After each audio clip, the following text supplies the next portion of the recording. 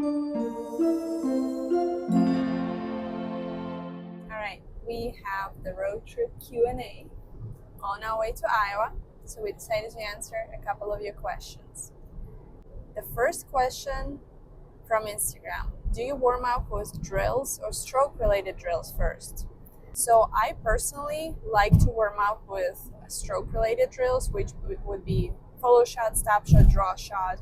I make sure my arm feels straight and my stroke feels good, and then I go towards like shot making exercises and position drills.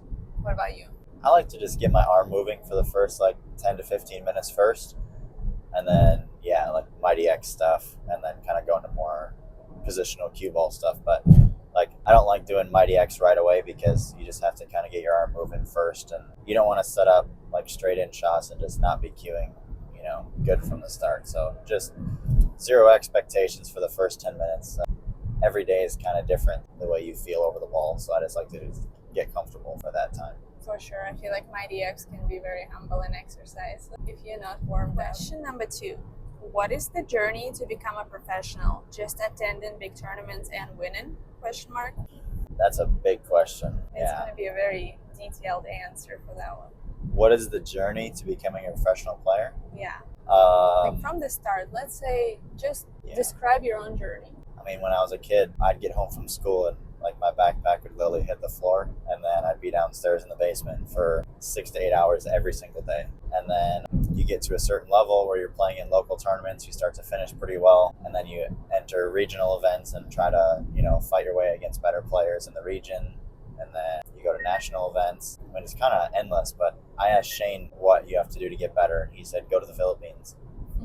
So I was probably, I don't know, like a 675 to 700, somewhere in there, maybe a little bit higher. I'm not sure, but I went to the Philippines when I was 18 or 19 for 3 months, and for 6 weeks. I've been to the Philippines for 3 months total, but I went on a 6-week trip, and that helped my game a lot. Just being in constant action and just getting comfortable playing tough players consistently. I think that's the hardest thing. Is beating a tough player once is doable, but can you beat tough players back to back and hold your concentration? And I think that's the toughest thing. And you have to fail so many times and be okay with that in order to, eventually reach success. Like I bet Shane has lost more games than most people have even played in his career.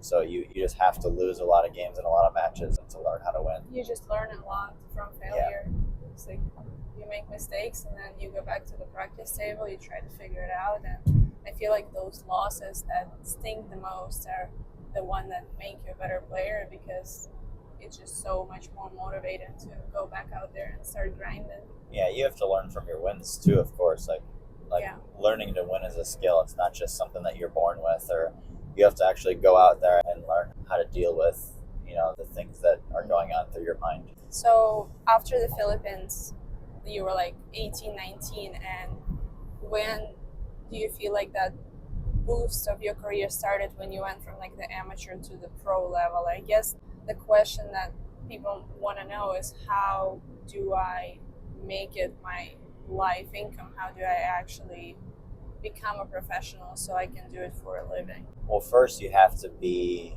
very professional. Like you have to be marketable.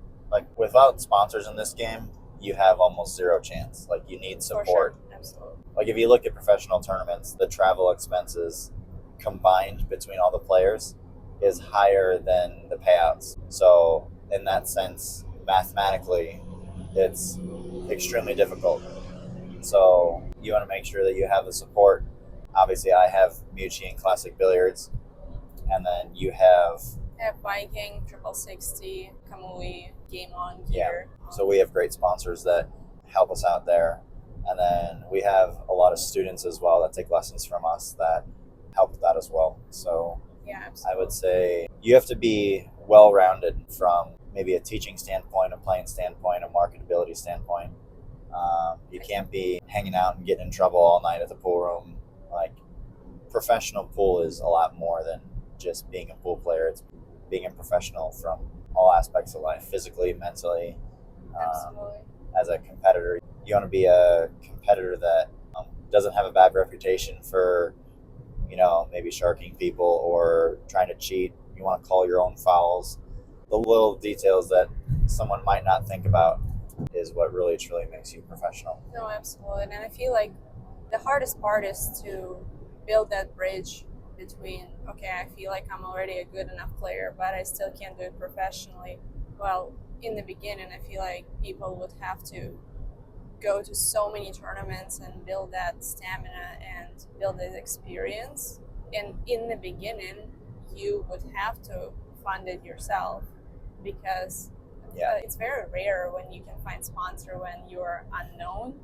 So I would say in the beginning, it's a lot of investment for a lot of people. But then once you have good sponsors, once you get better, people start noticing you and your achievements. So it's, just it's a never ending grind, really. I feel like the hardest part is to actually be accountable for your level. I feel like because a lot of people think they're better than they actually are.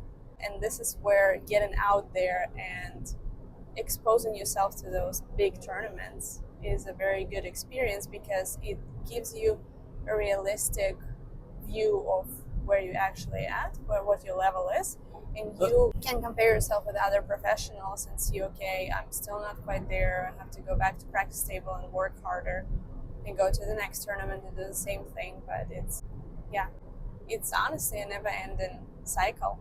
You have to ask yourself, like, what do I suck at? Like, what am I absolutely terrible at? Yep. And what's costing me games? Is it cue ball control? Is your break really bad? Shot making? Is it safety game? Like, what shots continuously come up that you struggle with that loses you the most games? Work on that. And then once that's not your problem, then you want to start over, figure out what's causing you games now, and just never ending. For sure. Oh, I like this question. What is your favorite city in the US to visit? I honestly think, for me personally, I've been to so many places, but one place that just stood up in the last couple of years was Lincoln City in Oregon. We just had this random trip to the Pacific Northwest, BCA. I think that's what it was called. Yeah, and we were doing some like coaching exhibition over there and just like hanging out with our agent Jess. And I could not believe how beautiful Pacific Northwest is. Like the Oregon coast might be one of the most beautiful places in the world. When it's not windy. Yes. When it's not blowing 30 miles an hour. I'm a big sucker for a good sunset, and man, the sunset's there. And the hike that we did, remember the Gut Thumb hike? Yeah. My goodness. Yeah. My calves were on fire for like 3 days after that. God's Thumb, the whole circle we went in was brutal. Absolutely brutal. All right, what about you? What's your favorite U.S. city to visit? Favorite U.S. city? Man. That's a tough one. I know you're going to say home. I am a homebody. Yeah, I love being home now. I do too. I would just say like Wisconsin in general. Like just the pool rooms we have here, the people, just the weather. I mean, winter can get a little bit cold, but our spring, summer, and fall are amazing. Do you have a favorite city in Wisconsin?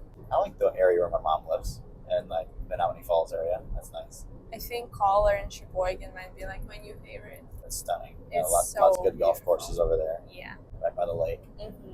I love it.